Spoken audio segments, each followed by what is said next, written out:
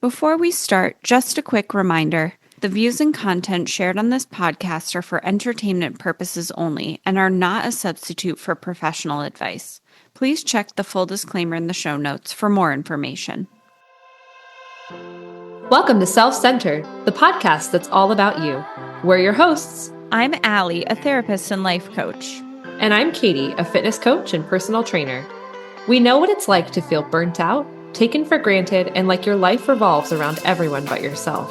By learning to trust yourself, prioritize your needs, and set healthy boundaries, we help you break free from guilt, overfunctioning, and toxic patterns that keep you stuck in relationships and a life that doesn't truly serve you. Join us each week as we dive into the tools, stories, and mindset shifts you need to create a life that centers you. Because being self-centered isn't selfish, it's essential. All right, friends. Hey, we're back. We're here. We're doing the thing. And the thing today is healing strategies. Basically, how are we going to keep ourselves from spiraling when shit gets real? Life changes. We lose people that we love, whether that's to death or, sorry, that was not. Whether that's to death. Oops. Whether that is to them passing on or maybe, changes in relationships and friendships and things just aren't compatible anymore. I know Allie and I have talked about extensively. We've had some life changes the last a lot 6 months. Yeah. I've been thinking about it. Okay, so I know you're not here yet in your process because our life changes have happened Staggered. like a year apart. Yeah. But the last week or so, I have started to feel like myself, and it's been, things are getting so much easier and better. And gosh, and it's been 9-10 years, Yeah. So it's amazing. And my thinking is coming, my cognitive capacity. Sorry, I have a really cute dog here distracting me. She's so I cute. get that. I'm loving that. Anyway, sorry. What happens when I'm not leading the episode? With that in mind. My dog is next to me and she's really cute. So with that in mind, I'm a little bit further ahead of Katie in terms of, she just ended a relationship, as you all know. And I ended a relationship 11 months ago. We both have moved recently. Yeah. Big ass changes, and changes that are really ultimately better for us, but change is hard. I mean, we don't say that for no reason. We are creatures of habit. So yeah, we're going to talk about how do you get through this? Yes. So I'm thinking, because I'm in the thick of it right now, guys. Change is fucking hard. And there are good days and there are bad days and there are what the fuck days and there are, every level of day in between. I will say, so my perspective will mostly be speaking from grieving a relationship, grieving what I thought my future would be, grieving... Well, moving. I don't know if I'm grieving moving. I kind of really like the move, but just that there are obligations that came out of that. There were expenses I wasn't prepared for, a lot of things like that. And the process of having to go through all of that and not being where I thought I would be right now. Yeah.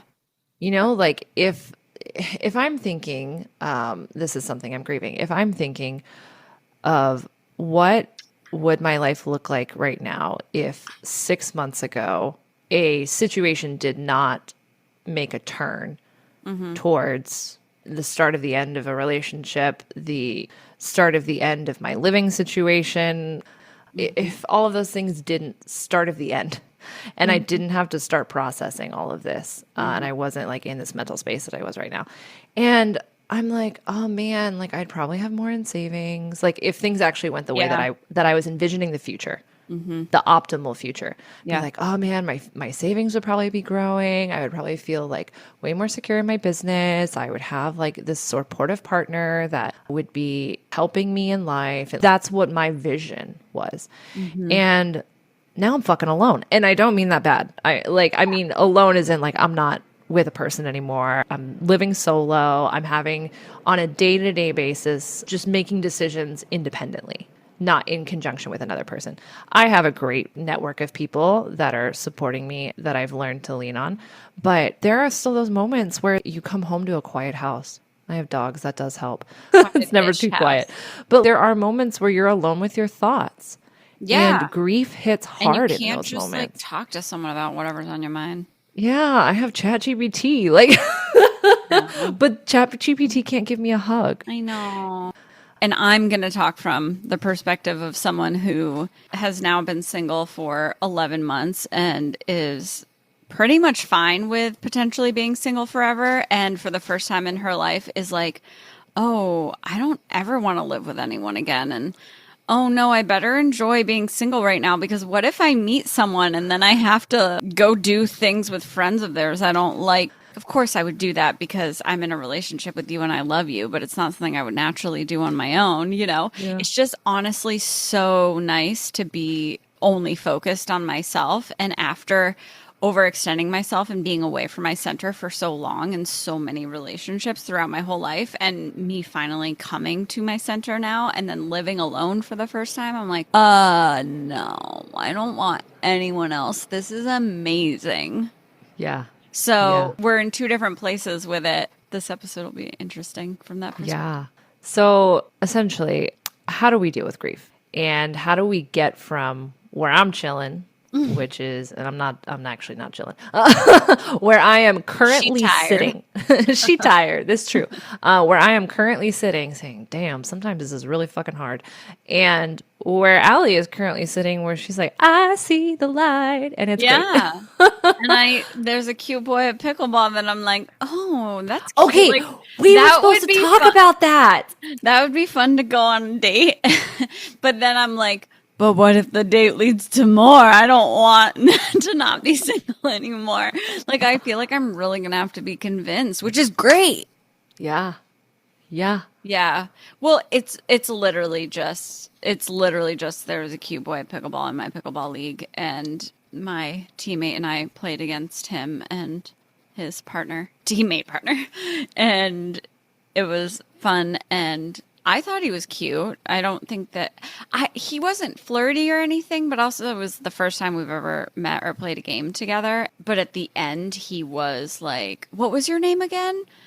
But, you know, that might just be me holding on to little things. But I'll say I played multiple games and I've never had anyone come up after we're walking away to go to the next game to specifically ask me what my name is. So might be something there. But I'm excited for when I date only because I love being single, which I know sounds so weird, but it's because I'm so comfortable not being in a relationship. The way that I've dated in the past has been very much like, I don't know. I think it's like, I really hope this works. I really want this to work. I really like this person, so I hope it works.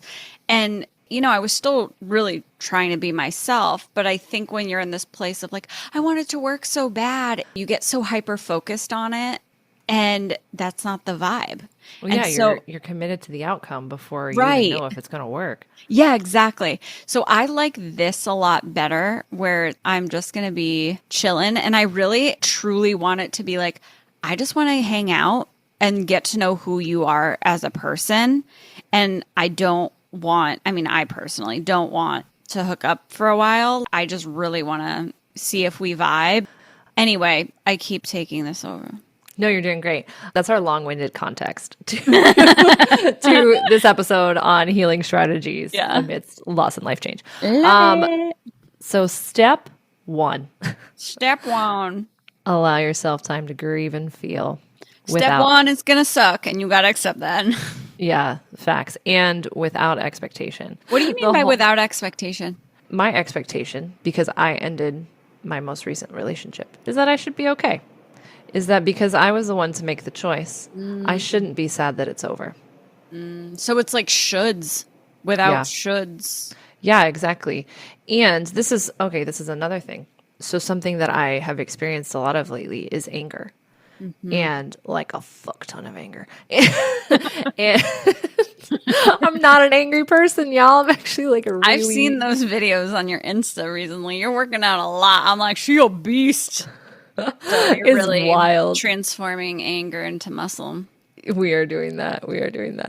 In my playlist lately, oh boy, it's something different.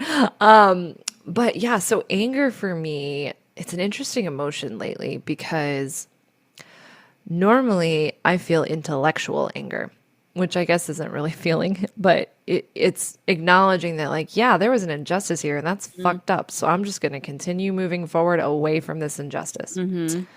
Whereas the anger that I have felt is this is a fucked up situation. I am pissed off at this person, and I need you to understand that I'm pissed off at this person, at whatever the situation is, yada, yada. And I'm like ruminating on it. Wow. And, or I was. We recorded an episode recently that actually resolved a lot of that. She was, but if you listened last week, she ain't no more and you know why. Yeah, I'm doing a lot better. But I was ruminating on a lot of that anger. And part of it was just like not understanding it. But that's the thing, is if I had an expectation of, oh, well, I should be getting over the anger by now, or this is how long that process looks like. So basically just allowing yourself to grieve and to feel all the feelings without expectation. And for me, that was feeling, okay, well, I made the choice to end this relationship and that it was the thing that I wanted. I shouldn't be angry and I shouldn't be sad about it because this is what I wanted. I can exist, and we've talked about, at least I think we have, or maybe this is just me in therapy. I don't know. We've talked about pieces of, like, having parts, multiple things being true simultaneously. Yes. Part of you feels one way and part of you feels another way at the same time. Mm-hmm. Part of me is very happy and knows I made the right choices.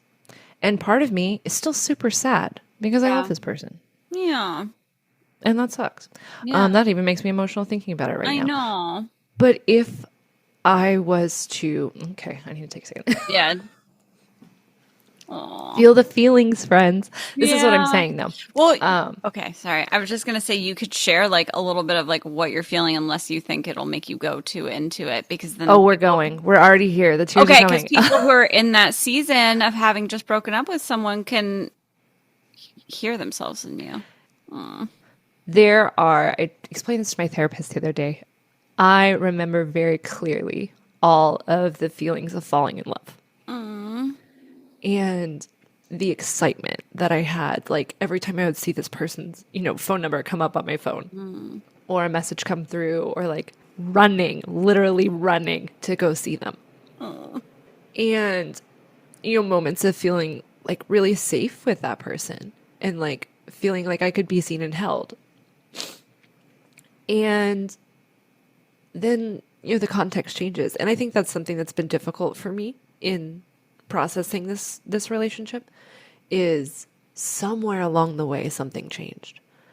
And how we interacted with each other, I don't know if it was like I became more clear to what I needed and we were no longer compatible, or I don't know what it was entirely, but somewhere it changed. And maybe it was small breakdowns over time, or that's actually true. There were small breakdowns over time.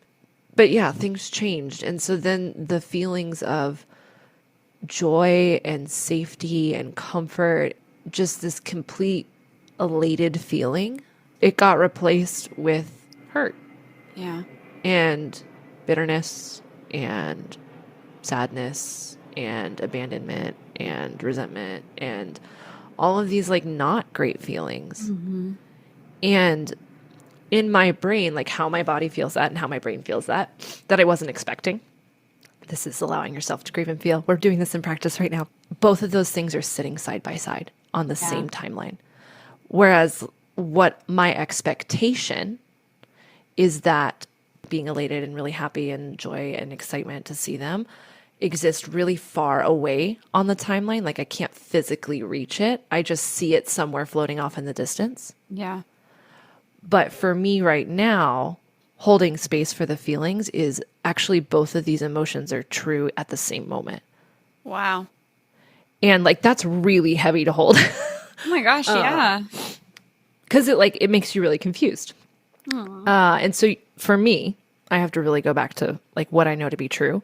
That's part of my process, is grieving the loss of the old feeling that I feel like I could access so easily because of the memory. Yeah. Yeah. But that's And that not you thought would reality last now. forever. Yeah, exactly. That I thought would last forever. And, people change and life happens, and that's okay. It sucks, but it's okay. Yeah. Yeah. Can I add something? Please do. So, one of the things for me that I don't, it's not that I think this should happen, but that I really want to happen when I first break up with someone is I want to figure it out.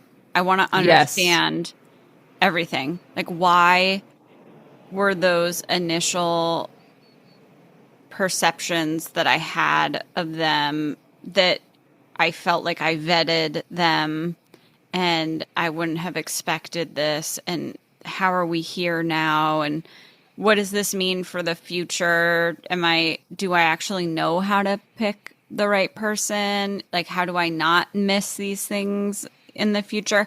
And I think that those are all really good, important things to think through, because there probably are things that you could learn from it and apply to the future. But part of the initial season, especially when you've had a breakup or something where someone made a decision that led to a change, I think you really need to remind yourself that you're not going to understand it all right now. You're like in the middle of the eye of the storm. You can't yet zoom out and see the hurricane for Yeah. what it is. And so you kind of have to just accept this is where I am right now, and trying to force myself to figure it out isn't going to actually let me figure it out. And of course, I'm going to be thinking about it and processing through things. And you and I are talking about stuff all the time, but trying to let that happen as it comes up instead of like, I need to figure this out so quickly. And honestly, I think letting myself have more time than I usually give myself to figure things out before I move on has been really helpful. I think I'm going to be a lot more clear going into dating in the future. Because when I think about the past, I thought I had enough time because it was like, more than 6-9 months between relationships. And for women especially, we do tend to kind of process things before the breakup because we're trying to make it work and it's not Yeah. working, and we have to make a decision of whether we're going to stay or go. So if you made the decision to leave, you probably have some understanding, but like you still didn't see it coming. You chose to be in this relationship to begin with. So it's okay for you to, and actually good for you to just let yourself be in a place of not really understanding at all. Yeah. And I did the exact same thing.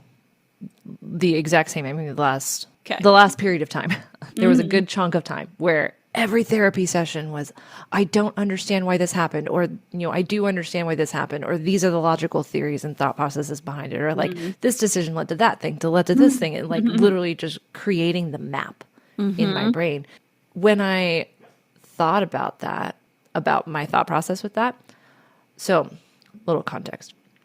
My therapist does 2 main types of therapy: talk therapy, simple, and brain spotting. I mean, they also do EMDR, but they don't prefer that as much. They prefer brain spotting over EMDR.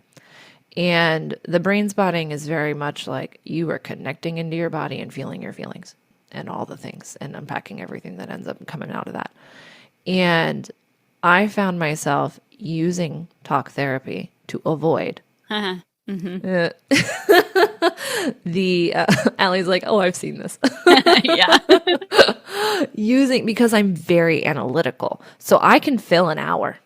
Oh, yeah. I can fill an hour easily. Most people overthink and ruminate because they're avoiding their feelings. Yeah. Yeah, exactly. And so the first few weeks out of it, I was just like going through all the analytics because I was trying to avoid the feeling. I'm certainly processing more of the feelings now because I'm realizing that otherwise I'm just going to keep ruminating. Yeah. I'm going to keep not understanding. And especially after last week, if you listen to last week's episode again, you'll understand what I'm talking about in terms of what the feeling, there was a feeling behind another feeling. There was There's a feeling behind the feeling. a core belief. Tune into last week's episode. Yes. But yeah, there was a core belief behind a feeling that was causing bigger feelings. And had I not stopped and said, ooh, what am I feeling? Why am I feeling like deeper than this? Like, what does this mean for me? Not what is this experience happening regarding this other person and like what's everything going, like, let me build the web instead of the web. Like, let's just dig the really big well and find out and what's the at web source. is just concepts. It's like literally like just made up stuff. And if you can get into your feelings, then that's the actual that's like where everything actually is. And then you can create the think about that, what comes up from that. Yeah. Yeah. And especially as someone who overly analytical in many ways, I know we've said feelings aren't facts, but for me to really feel a feeling and get to the source, that actually gets me to truth of what is actually going on. That's the case for everyone. So great. I'll clarify when you're done making your point. Yeah.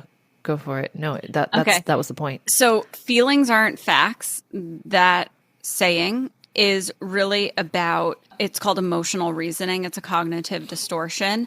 And it's when I feel something about a situation. And so because I feel that way about the situation, then that must be how the situation is. So example, I feel guilty, so I must have done something wrong. Or I feel angry, so they must have done something wrong.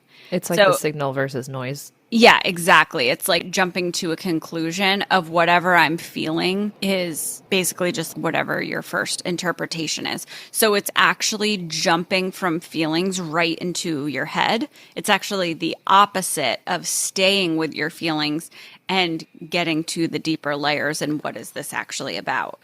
You saying that just really helps me. It's so funny. Like this happens with clients all the time where they'll say, I'm really confused because you said this, but then you said this, and it seems like those are opposites. And I'm like, oh yeah, that makes sense that that would be confusing because they come from different therapy approaches and they are both true at the same time, but it makes sense that they seem contradictory. Yeah. Yeah. So the feelings aren't facts thing is your impulse. Right, exactly. Like I feel anxious, so they must be judging me. I feel paranoid, so they, like that kind of thing. Your feeling is just associated with a core belief that you have about yourself or about others or about the world that may or may not be true. And so you immediately go to that belief instead of staying with the feeling.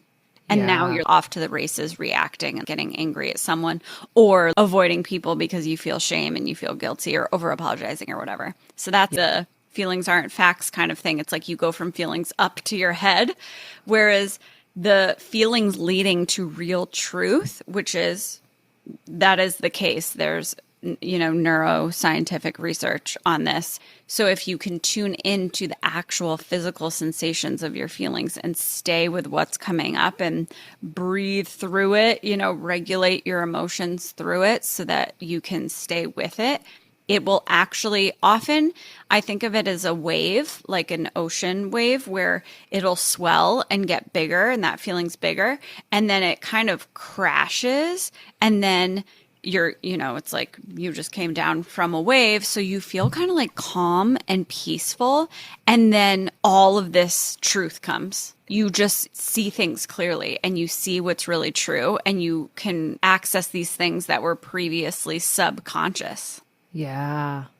Why? Is that your experience? Yeah, no, that's exactly it. I mean, that was the experience literally last week of like, oh shit, I didn't realize I had that core belief.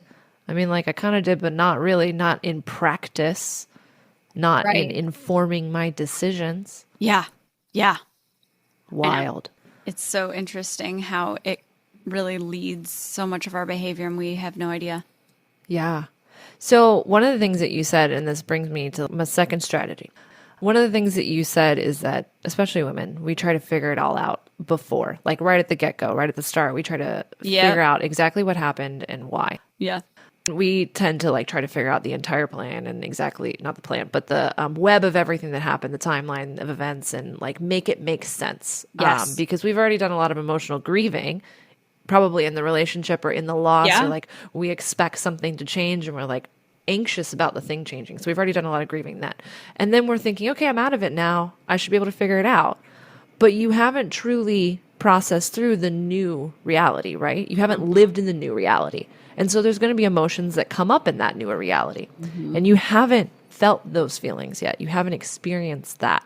So to be able to have a clear picture of what actually happened, you have to get away from the situation. Yes. You have to heal, right? You have to give yourself time to heal through that and to feel the feelings, which we talked about. So my second point is do what makes you feel like you. Try to recenter yourself. And that's like, if I'm thinking about my relationship thing, I have to go into the activities, the places, the people that make me feel whole, that make me feel like myself, not make me feel like this person I was in a relationship. Yeah. Yep. And so that requires me doing more of the things that make me feel grounded, without overfilling my time, without being avoidant. I still need to create space for me to feel the experience and like what's coming up for me in the process. But like something that I've been doing, I love walking my dogs. I love walking my dogs. I love like being in an urban setting and like getting to see the hustle bustle of what's going on in my community. I love hiking. I love being in green spaces. And so I've been intentional every single day about doing that, about carving out time to just do that. Yeah. I've been intentional about cooking the foods that bring me joy. I have eaten so much fucking fish lately, which I love fish. And just like pursuing the things that I know make me feel good so that I can center myself in me, Yes. not in the expectation of who I was in this prior reality. Yes. And Yeah. so I'm perpetuating a future that is based now in this current reality as opposed to a future that was based in a reality that no longer exists. Yes. Totally. Totally. And that connects to being intentional about creating a new routine for yourself and creating, okay, what do I want my life to look like now that I get to decide what I'm doing with my time? And this goes without saying, but I'm going to say it anyway. You need to okay, this is an episode about breakups. We could do about other things, in the future, but just so everybody knows.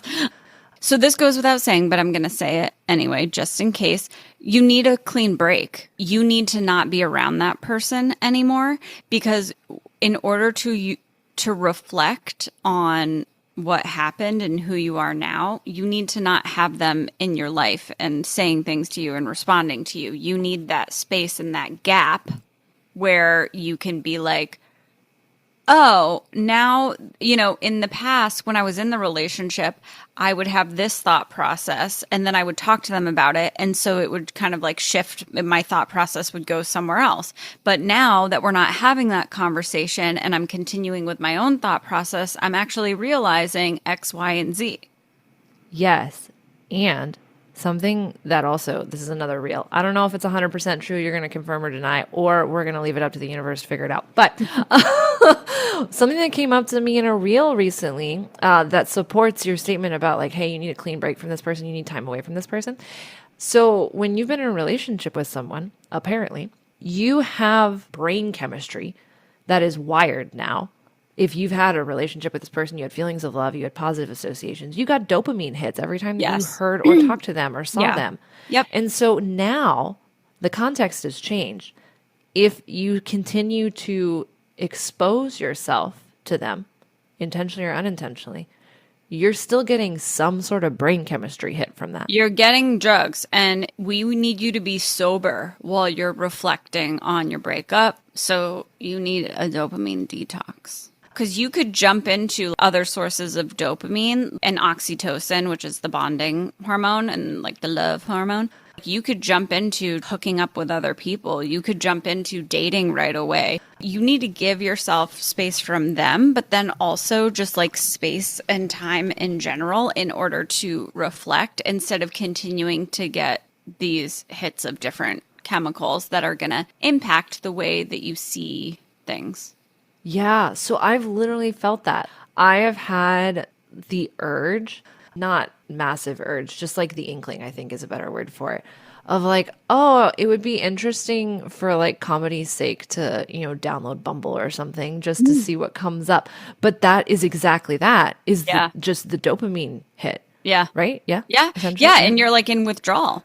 Yeah. So you're like, what can I fill this with? Exactly. And fortunately, like I've talked about it and processed it enough that I'm like, no. Stop. Put on the brakes. Oh my God. If you did that, I would stage an intervention. Thanks for that. But yeah, like I'm actively fucking avoiding that. I am actively like, I mean. You mean you're avoiding? You're avoiding your feelings. But also like I recognize that none of that would be healthy for me. Like I don't want to get anywhere near a relationship or a situationship or like any ship. We're not going to the port anytime soon. I just want to get the fuck away from those things. And so like I've even planned in my head, like, okay, if someone was to ask me out on a date right now, how would I turn them down? You would say, hey, listen, if you were interested, you'd be like, hey, I think you're great and I'm super flattered. And in the future, I would be totally down. Do you want to take my number and reach out to me in 6 months if you're still interested? That's what I would. Yeah. That's partially part of the script. The other thing that just transparency, I'm emotionally unavailable. That's reality. And I am depleted. You don't want me. I got nothing to give. Well, yeah. And I just like really want to focus on centering myself and like healing. And I do not have time or space for relationships, for situationships, for potential ships of any like expectations, none of it. The only thing I have time for right now is friendships with zero expectations of anything further. Yeah. Period. Like that's my script. Yeah, no, I love it. I'm so glad that you have that prepared. I've thought about it so much. Especially as a people pleaser. Again, if you listen to last week's episode. That's a really good point. Sometimes you can have some generic scripts on deck just in case. Yeah. I feel much more confident about it. I haven't had to use it, but I feel much more confident. Well, I mean, you very well might be asked out, so it is actually a good thing to think about. To be prepared, to stay the fuck away from me. Being asked out is like so stressful. Yeah. Where were we? So what we were talking about is that you need space and you need time, and then you also routine. Yeah, and you need to do things that take care of you and fulfill you and make you happy. And so think about what's the new routine or what's the new kind of like life things that I'm doing that take care of me, because I'm sure now you have empty time and empty space where there used to be something there before, or it was just like chilling in the living room together, but now you're chilling in the living room alone. So you're like, what do I want to do with this?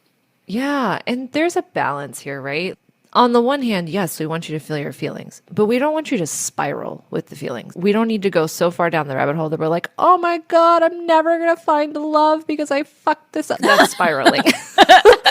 That's not what example.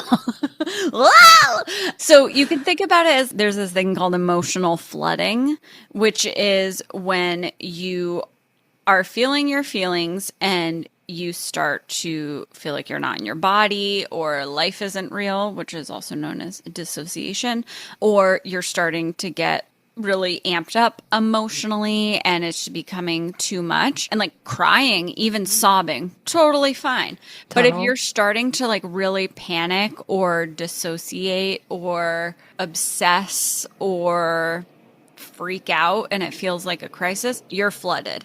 And that doesn't help your brain at all. So, feeling your feelings and flooding is not going to actually help you. What you want to do is feel your feelings. And if it's intense and it feels like a wave and you feel like you can stay present with that wave. So it can be helpful to have an anchor of your breath or holding ice or, okay, I'm looking for 5 things in the room that are green. I was looking around while I was saying that. That's why my voice went out. So that you can stay present and you can stay with that wave. But if it gets to a point where you're like, I don't feel present anymore and I feel flooded, hopefully you have signs before you get there so that you can actually distract yourself. That's a specific example of in the moment with emotions, but also in general, you do not need to be feeling your feelings all day, every day, right? Like feel your feelings, but then also take a break from your feelings and just like enjoy life and turn your brain off. You have said this before, just in like generalized learnings, but like needing time to integrate. Yeah. And I consider having a break from the feelings also part of integration. Yes. It's like, what does real life look like now? Yeah, And that's totally. not me sobbing. Yeah, no, definitely. And I actually was just working with a client who was microdosing psilocybin therapeutically. And I was asking them, are you taking breaks from that? Because if you're not, the psilocybin is bringing up all this stuff from your subconscious, but you're not integrating it. So it's like, oh, I want to get this place organized and tidy, and I'm just going to empty all my closets. But instead of then looking through all the stuff that came out of the closets and being like, this goes here, or this I want to donate, or this goes to the trash, or this was never mine, I don't want it, or I don't like this anymore, you just keep emptying closets. And you're trying to go through your life and your living room is full of shit. So that's what integration is. It's basically like, you know, when you're feeling your feelings, you're opening up all these folders in your brain of things that have been hidden for a long time, maybe forever from you. And then the integration process is like, okay, let me reflect on that. Let me actually look at and talk about what is in these folders. What do I think about this? What does this mean? What do I want to bring this with me moving forward? Do I agree with this? And the integration piece is kind of like the subconscious form of that, of like literally just chilling and sleeping and just letting your brain figure it out. Yeah. Part of that we're going to recommend is, hey, put a little bit of structure in your life. To help with that. If you do not, like, I mean, now you have a new normal, right? So we do need to create some sort of routine for you because you don't want every night to be you on the couch, sad and depressed about your situation. Eating your ice Maybe, and we've recorded episodes recently about making new friends. Maybe you utilize that to schedule a run club or something so you can meet new people, or just put something on your calendar so you can feel like a human who has a life.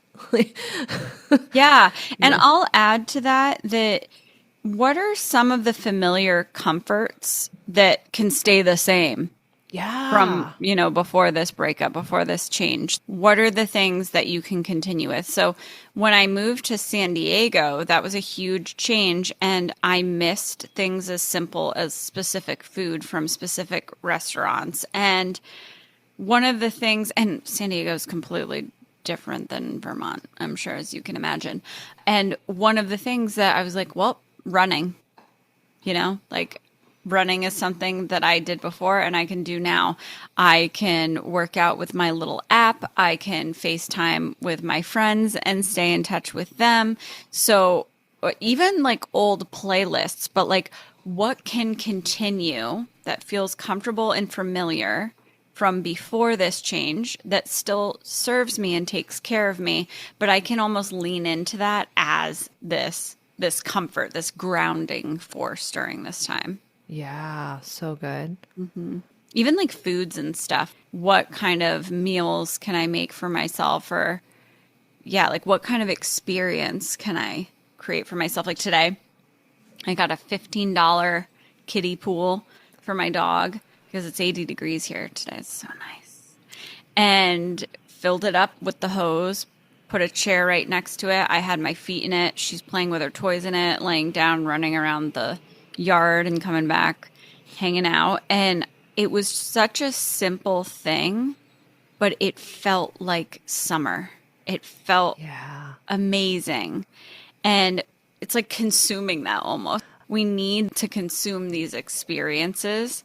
And so, what can you create for yourself? Yeah. Okay, so we just talked about a bunch of ways to create routine. We talked about ways to find yourself again. Once you've done that, once you feel a bit more like you, then we're going to come back and reflect on the experience. Because now you have a clear picture of yourself, who you are, what you did through the experience, how the experience shaped you, how it impacted you. It's not you spiraling. It's you reflecting with a grounded approach. I am reflecting back on my own experiences in this breakup. And something that came up is a piece about communication. When I was going through like how this breakup happened, something that was said was that I'm not a communicator, or that I didn't communicate at all. And I started to believe that. I was like, oh, there must have been so many more times that I could have communicated when I was in the thick of the feelings, right? When I was trying to analyze the experience and try to figure out, create that web and that timeline of everything that happened before I had emotionally processed and been a little bit more grounded in my approach. I was like, oh my God, I should have done more communication. I should have done more. That's such a good example of the feelings aren't facts thing, because it's like Yes. your own insecurities or your own preconceived, again, listen to last week's episode, like, these core beliefs that you didn't know you had. The feeling was triggering that, and then you were running with it instead of staying with your feelings. Whoa, I know, right? you're doing great work. Oh man, I'm tired. Okay, so, but that, and I remember when I would reflect this back, like even reflecting it to my therapist or like people close to me, they would be like, the fuck? Like, no one can believe that you're not a good communicator and Yeah. that you didn't communicate. My therapist kept saying over and over, she's like, no, Katie, you communicated. You literally listed off all of these times to me. We talked about all of these that you communicated. You followed up, and we talked about how the follow-up went. Yeah. Like, and we you were so confused about some of the things that were being said and choices that were being made by this person, because we're like, XYZ conversation was had. Why are they now saying this? Did they not listen? What? Well, okay, but yes, but even just keeping it to my perceptions of myself, right? Yeah. Sorry. It's okay. Best friend coming in. I know. You're like, I'm coming in hot. But true. But just keeping it to my perceptions of myself. When I was not more grounded in my approach and looking at this from a clearer perspective of me as a human in my own experience, not me as a participant in this relationship, living in a future that's going to continue with this relationship. I was perceiving that, oh my God, if this person believes that I didn't communicate, I must not have communicated enough. All of these times where I felt anxious and apprehensive about communicating, and so maybe I was gentle in my communication, that wasn't a communication. So they're right. They're right. I must not have communicated. And then as I started to get more grounded and clearer and center myself, when I would say, oh yeah, this person thought I didn't communicate, a random person from across the room, like a coworker, because I have very close friends in my place of work, very close friends. So I was talking to a very close friend at this time, and a coworker from across the room was like, someone said you didn't communicate? That's the biggest bullshit I've ever heard in my life. I would never believe that. They had no context or understanding what I was talking about. They just heard the bit of someone said you didn't communicate. There's no fucking way. They're like, they know your character. And it shocked me because I was like, wait, but I thought that what they said must have been true. Why is it so clear to everyone else that it wasn't? Because I wasn't seeing myself clearly because I was not grounded. Yes. And that's why you have to center yourself. You have to feel the feelings. You have to center yourself. You have to do the things that make you feel good and make you feel like yourself as an individual person before you go back and try to process and understand what happened, because you won't see it through a clear lens otherwise. So when you became more grounded in yourself, you could see yourself more clearly. What do you think was leading you to see yourself as someone who doesn't communicate when you concretely had over and over again?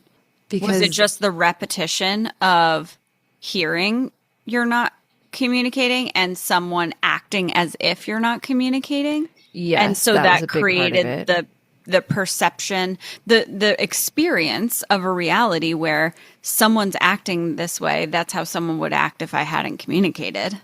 Yeah, Okay. that's certainly a big part of it. I also, again, having come out of an abusive marriage and being gaslit, like I have a tendency to gaslight myself because and this actually also goes back to the core belief conversation from last week, but I have a generalized good view of everyone else. Yeah. I believe that people are inherently good. I believe that people inherently have good intentions. I believe that people are deserving of love. I believe that each person has value without doing literally anything. Yeah. But the takeaway that I got, if you listen to last week's episode, part of it is that I don't believe that about myself. Or didn't. Didn't. Yes, exactly. It's such a recent learning that it's. I know. I'm like past tense, bitch. Yeah. And part of it is like I'm still integrating it, right? I'm still like checking myself. You're right. You're right. You have some layers of believing that and some layers that are still figuring that out and integrating that. Yeah. Yeah. And figuring out where that presents itself, like functionally, like in reality, where I'm acting on that core belief without even realizing it. Yeah. So I have that belief that's very kind and positive and loving and believes good about everyone else, but I don't believe that about myself. So if someone says, and this goes back to perfectionism too, is that the only way for me to be worthy of love and accepted is to be perfect. If someone says, oh, hey, you weren't perfect. Oh, it must be true because I don't believe that I'm worthy of love. Yeah. Right. And again, that's being not clear. Yeah. Isn't it so interesting how our subconscious and our conscious can have two opposing beliefs? And so consciously, it's like, of course, I'm unconditionally worthy, but subconsciously, I've been gaslit. I think that I have to be perfect. So maybe I communicated, but I didn't communicate perfectly, or I didn't communicate in the right way. I didn't communicate in the way that this person needed. I wasn't clear enough. I was too respectful and kind in my delivery, and so they didn't get it. Then when someone's behavior reinforces an experience of this alternative reality where you didn't communicate well, or maybe at all, then that subconscious belief has something to cling on to and it can become alive. But the subconscious belief doesn't come out and say, hey, there's this subconscious belief or this rule about your worthiness that you have to be this way. So it's like still sneaky. It just morphs into this thing that you're conscious of, which is, oh, maybe I didn't communicate. Yes. Okay. Psychology's crazy, man. It is I never crazy. understand when people are like, emotions are such a soft thing. I'm like, no, this shit is so trippy and complicated. Anyway, sorry. Yes. So you saying like it had something to cling to. Yes. Okay. For me, logic, analytics, data makes so much fucking sense. I run my life by it because it's tangible. Mm-hmm. And one of the reasons that I struggle and have this opposing view of myself versus other people and of what I logically believe versus what I feel is because the feeling has nothing to cling to. There's no data. Even, my and why last week's episode fucked me up in terms of, oh shit, I don't believe I have that many relationships where people love me for me. Mm-hmm. Mm-hmm. It's all conditional. That fucked me up because that's the data set. Right. The data set is, oh yeah, people don't actually love you. Right. Then there's the meaning that you make of that, which could and either... why it made me so angry though, because it was confirmation. You're not worthy of love. Your belief is actually true. And I'm going to choose to disrespect you. And that anger... The anger is, I'm angry because I know it shouldn't be true. Yes, exactly. Exactly. And that's what made it clear. That's why the anger dissipated finally. Because I was like, anger because it's a signal. When yes, it's a okay. signal, sometimes it's noise, but when it's a signal, it tells you to go deeper, figure the shit out, and have a breakthrough. Okay. I don't know. We're gonna I take like that when you snippet. lead because then I can just have fun. We're gonna take that snippet. We're gonna make it into a ringtone or a ring back, so you can just hear that every time you call the for self-centered real, hotline. anger. We have an episode on anger. Anger is so We helpful. do, and the anger is something interesting that I've observed about anger recently. It carries multiple meanings at the same time. Ooh. My anger initially was very protective of like, hey, you have a part of you right now that's open to going back there. Ah, yes. Don't go back there. This isn't safe. This isn't good for Don't you. get back with him. Yeah. Yeah. Don't Yeah. open that door, right? Yeah. So the anger was there for part of that. And then I was like, okay, message received, really fucking clear. Got it, won't do it. Why am I still pissed off? Right. What is the anger doing now? I don't understand. Why am I still holding What else rage? do you have to tell me, anger? Yeah, and that's part of my was part of my confusion. Yeah. And why I also realized, oh yeah, you haven't finished feeling the feelings yet. Yeah. Because the anger's still there. And I didn't understand why I was still pissed off, why I still like had rage. And it was like, oh wait. The other thought was like, okay, well he disrespected you. That's not okay. Like, Yeah, I'm which like, is true. it's true. No, but like that's a good reason for anger, but you're like, there's something else here though. yeah, I'm like, that makes logical anger, not emotional rage for me. Like Yeah. as a history, I'm like, yeah, that's fucking annoying. Okay, I'm just gonna move on from that. But not like my body is hot red. So if you could put what the anger finally told you into words before it dissipated, what was that message? The message was really last week's thing that the way that this went down confirmed to me that I was not worthy of being loved, that I was unlovable. And I knew that that wasn't true. And my heart wanted to believe it was true. And it brought me back to like childhood Katie. Yeah. When I was like, oh, fuck, there's more things for me Now that it's a constellation. You're like, I gotta connect the dots. Oh shit, that's you. yeah. And so when I sat in that and I was like, okay, this really hurts. That's really what it was. It really hurts. Because then it was the flood of, oh, wait, I don't know that I have evidence for people that actually love me for me and that have unconditional. Because even when I was thinking about all of the relationships, and not romantic relationships, just literally people that I have a relationship with in any way, shape, or form, all of them started with conditions and me meeting someone's needs and me like being something that made their life easier, me overextending myself and over functioning. And they thought I was great because of that, Yeah. not just because I existed. Yeah. And it's only in the last year that I've acknowledged that, oh, wait, there are people that even if I stopped doing literally everything I do for them today, they would still want to hang out with me. Yeah. You're the exception to that. I've known you. I said this in we have debriefs. I said this in the debrief to you, but I don't know if you heard it because it was actually really quiet when I listened back to it. I was like, oh, no. Oh, no, I heard it. I was laughing because you had so many parenthesis moments in what you were saying. You were like, and then this and this and this. Parentheses, because except for you. Exception because I've known you before you. And then you like get back to your thing and you don't say parenthesis, but like I know that that's what's happening. You're like, I say it in a different tone. Here's a little bit of context. Yeah, you do. The parentheses tone. I was you laughing. Can hear my parentheses. It's so true. I was like, it's so Katie. I love it. I'm like 5 minutes of parentheses and we're back to the main point. So yeah, I did hear it. This is why I write novels for literally every text message I send is a novel, and also why I don't like texting.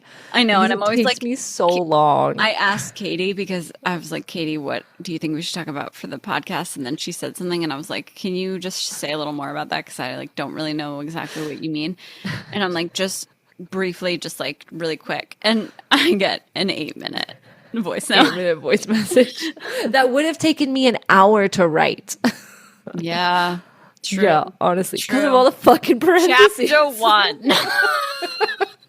Half the time, I feel like I feel like we have this podcast and then we have a podcast behind a paywall that is literally just our voice notes because they're very specific and, have context and they don't protect identities. So, Oh my God. oh my gosh, that's so funny. So, all of that to say. Oh yeah, all of that to say. we have a 5-step process over here. All of that to say, once you've grounded yourself, once you can actually see yourself clearly, you've felt the feelings, you've centered yourself, you are feeling like you, not like the version of you that is no longer based in reality because that reality doesn't exist. Then you reflect on the experience. And the reflections that I had, just generalized statements of like, okay, how is this going to impact me going forward? Yep. What did I learn from this? Proud of that. I'm sorry, everybody. I'm so squirrely. Okay. It's so fun. We have a totally different version of Allie right now. Yeah, because I'm not in charge of this episode. I told Katie that she's leading this episode, so I'm just over here having fun. You know, the whole masculine feminine thing and how I'm like, those are just human traits. It's just socially constructed that we're like, this is masculine and this is feminine.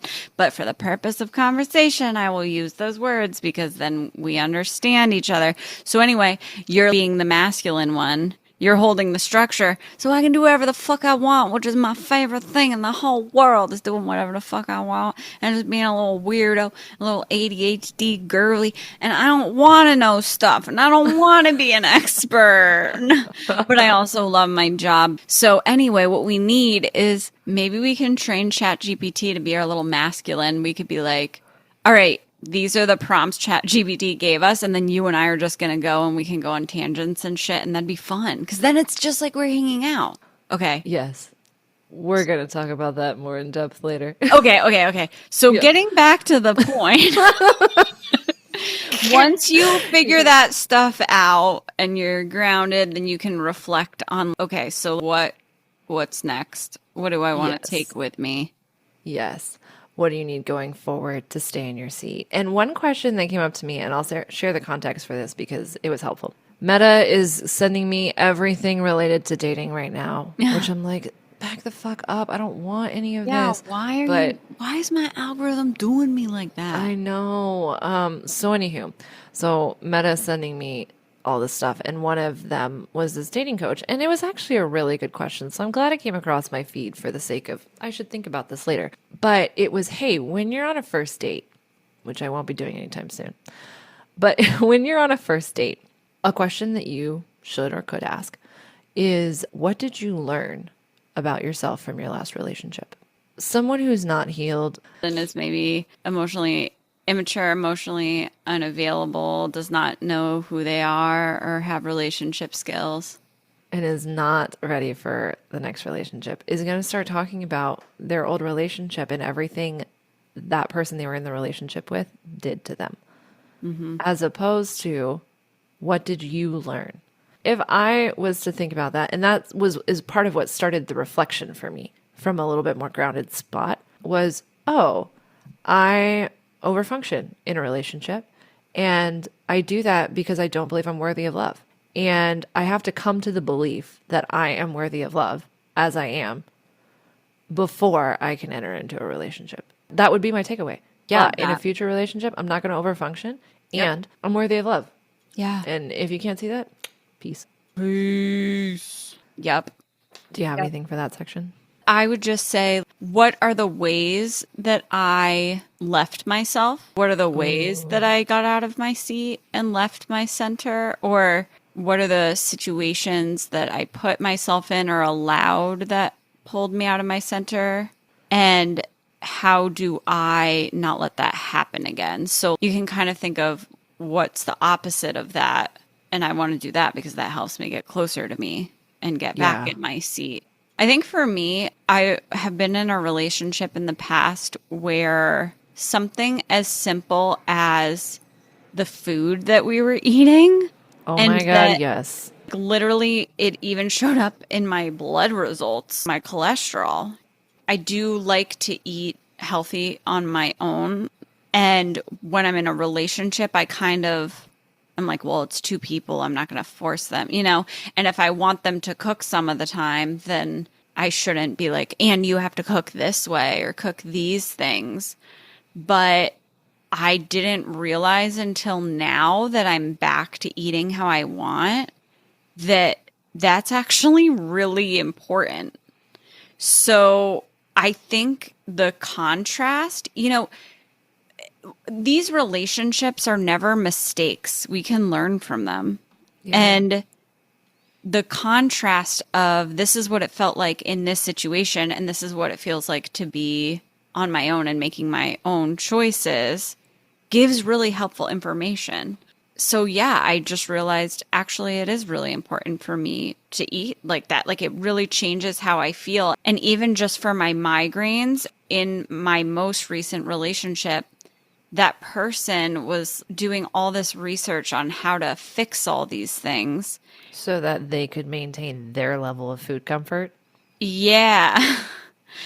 Yeah. And yeah, because they wanted me to be able to have soy so we could go to Japan and all this stuff, which Japanese food is my favorite kind of food. So I was like, okay, that's cool. I'm on board with it. And he was getting so much praise. I mean, for me, I was like, oh my God, that's so sweet. You're looking into all this research and you're purchasing all these supplements and probiotics and you're so positive about it. But then I got to this point where I remember saying to him, are you okay with the fact that this might not get fixed? And I don't remember what the response was, but I know what I felt, which is that he was saying it would be fine, but he was not fine with it.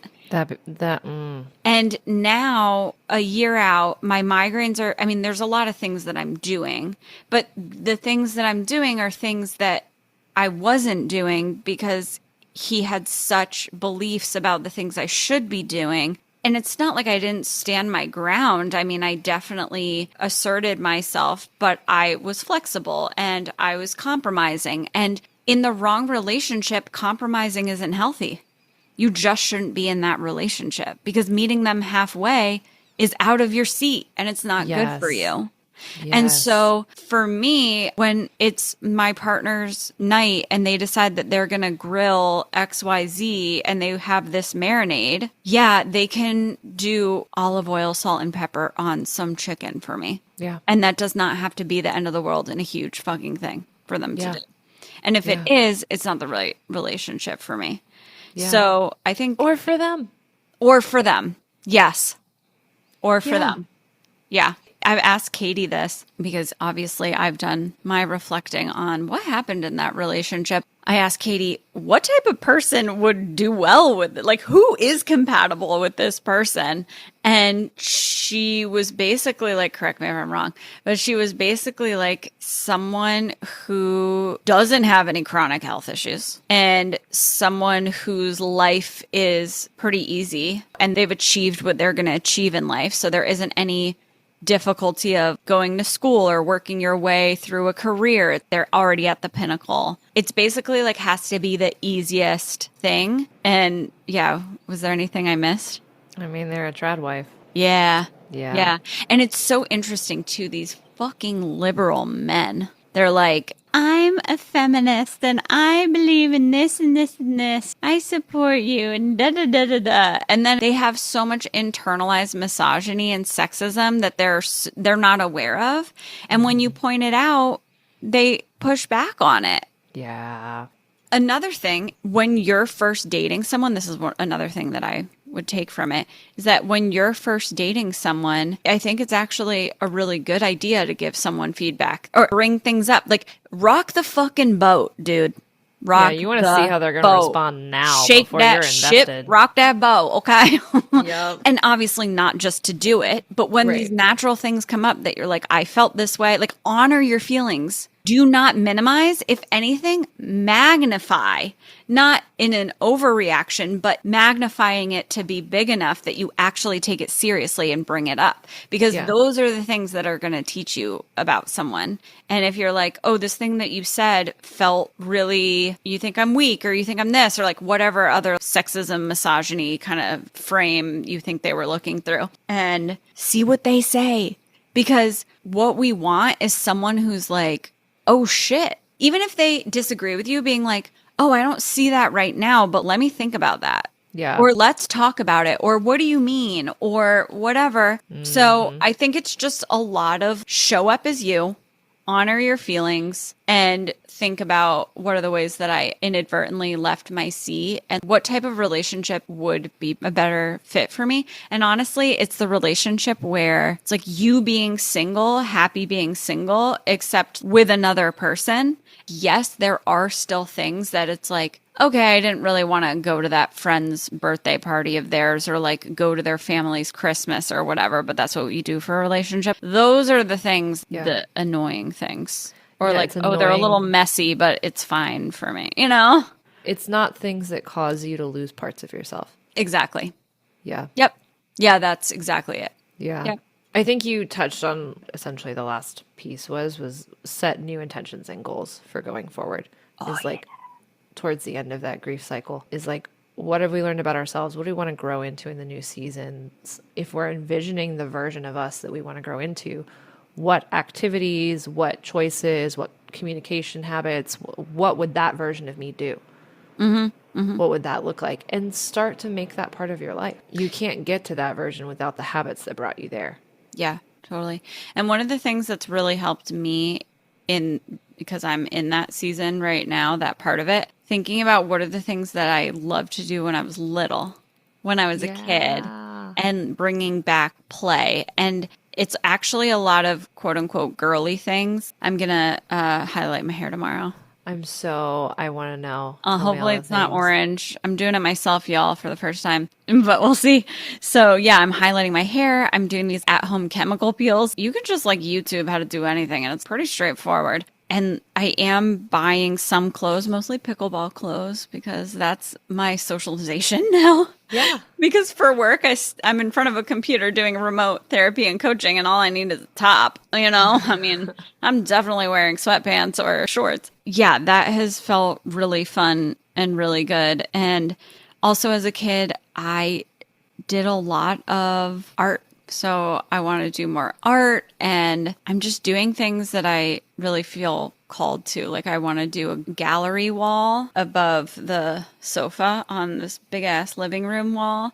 And I think that'll be for like a kind of like not a collage, but you know what I mean? Where it's like not perfect. And I think that'll be fun. And yeah, just like being outside with the dog. And that's so nice. Yeah. Because who you were as a kid, the things that you really loved and enjoyed doing as a kid is probably what you actually enjoy doing. I also just started journaling. That's so great that you mentioned that, because that was actually, I don't know where we fit this in, but somewhere it needs to fit in. Journal in the process somewhere, guys. Well, no, but actually you could do that at any part. Exactly. There are tangible things that you can do at any stage in this, and that you probably should do at every stage. Or at somewhere in the line, leaning into your friendships, leaning into healthy relationships, going to therapy, journaling, creative expressions, what Allie was talking about with like art and whatnot. And that could also be music. Some people are very musically inclined, picking up, I don't know, an instrument that they haven't touched in a hot minute. Make sure you're taking care of the foundations of your health. Get enough sleep, eat enough food, exercise. Meditation. Breath work. Yep. Yeah, and those are just submersing yourself in nature. Those are just like, sorry. Can't forget that one. Forest bathing. Yeah. Grounding.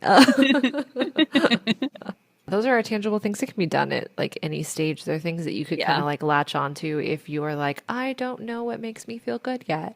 I don't know what I need, or I feel like I am feeling too much and I need a little bit of distraction. Yeah. Or I have gone down the brain rabbit hole and I am stuck in a web and I need to like get back to myself. Help, I'm a bug and the spider wrap me up. And maybe I'm being too analytical, so I need to get in touch with my body. I think all of these tangible things can do one or the other. Yeah. They can distract you, or at the time where it's you like, need what it, purpose are you using it for? Yeah, it can do both. So those are my things. I love that. Oh, and just remember, this is a season.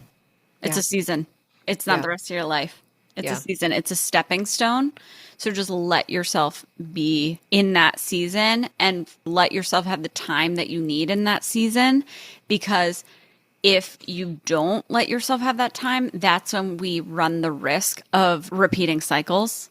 Yeah. And we really want to learn and integrate and then shift into becoming more and more aligned as time goes on. So really use this season. Don't try to rush past it.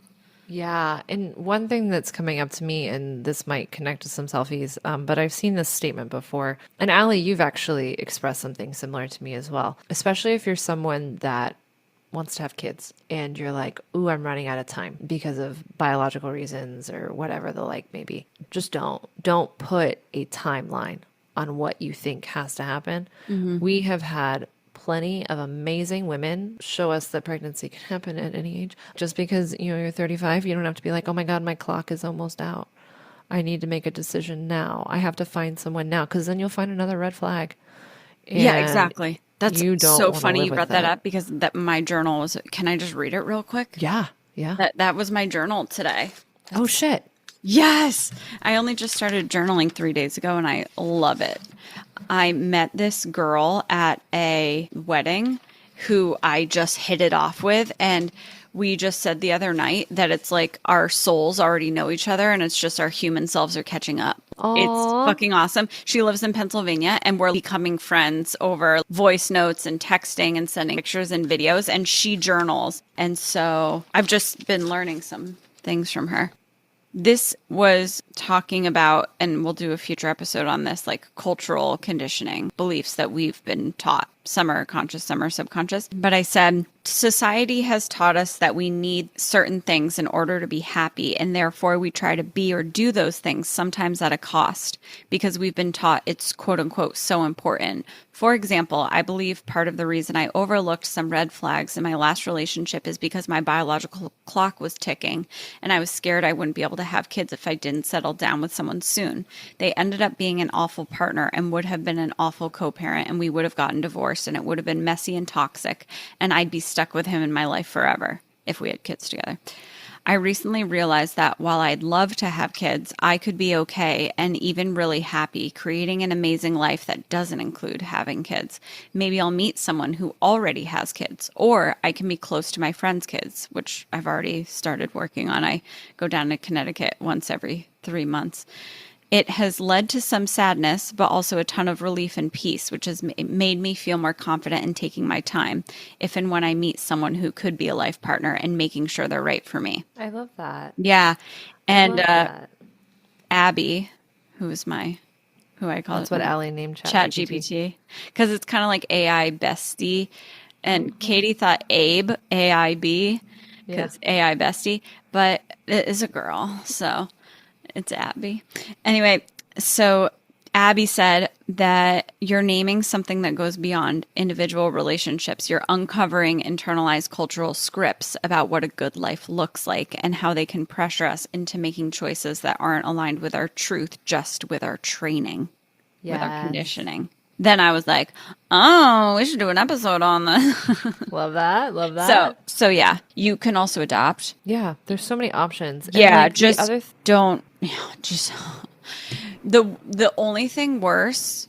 Okay, not having kids is not the worst thing ever. I've always wanted kids. I do want kids, but I don't think I'll be able to have them. But maybe I will. I'm open to that too. But the worst thing would be having kids with the person who's wrong for you, who you then end up having to co-parent with, and they have some legal power over your children. Yeah. To add to that, a piece that informed my recent relationship had to do with me being on the fence about having children. And part of the reason that that became so important was not just how it affects my relationship with my partner, but how it affects the kids. And if you are in a relationship and actively choosing to stay in a relationship that is not loving and supportive and does not take care of both of your needs and is not balanced, the kids feel it. And they're going to be in fucking therapy for it for the rest of their life. Or they're not going to be in therapy and then they're going to be fucked up in the head. And I wasn't willing to do that. Like, I don't mean that disrespectfully. No, it's true. And they're going to be fucked up in that. It's No, true. but yeah, like no. I'm just trying to be unfiltered about it, but like honest to You're like goodness, being it's not. protective of children and making sure, or to the extent that you can, that they have Yeah. a healthy home. And there are things that you can't control. Of course, you could make all the choices and go into a relationship with someone who truly is great for you, and then you grow apart and you end. There's no way to be certain for sure. Right. But there's going to be something in your gut before you get married, and especially before you have kids, that's like, I probably shouldn't be doing this, and just don't ignore that. Yeah. Yeah. Not just for your sake though. That's the thing. Yeah. Like and I say this as someone who's still on the healing journey of being better about doing things for my sake. If you Yeah. cannot do it, if you cannot choose not to have kids for your sake, do it for their sake. Yeah. Like, choose not to have kids for the sake of the kids you don't have. Yeah, exactly. Yeah. No, totally. All right. Well, thank you for being the quote unquote masculine so I could just goof off. I still feel like we teamworked it. Me too. But that's because I have ADD and can't not talk. But I like not being in control of the structure. And I'm just loosey goosey. I feel like I'm fairly loosey goosey on the structure. No, I think you did great. Well, thank you. All right. I'll say bye. No, just kidding. Wherever you are in your season. I hope you find the reason. You know what they say, it's a reason, a season, or a lifetime with people. And I hope you end with cheesin'. Wait, cheesing? Like smiling. Smiling? Happy. You are so funny. Cheese. It rhymed. Reason, season, cheesin'. No, I got that. It's Stay like, self-centered, y'all. all right, bye. Thanks for joining us today. We hope you've enjoyed this episode. Follow us on Instagram at selfcentered.pod or connect with us at selfcenteredthepod@gmail.com. Stay self-centered, and we'll see you next week. Bye. Peace.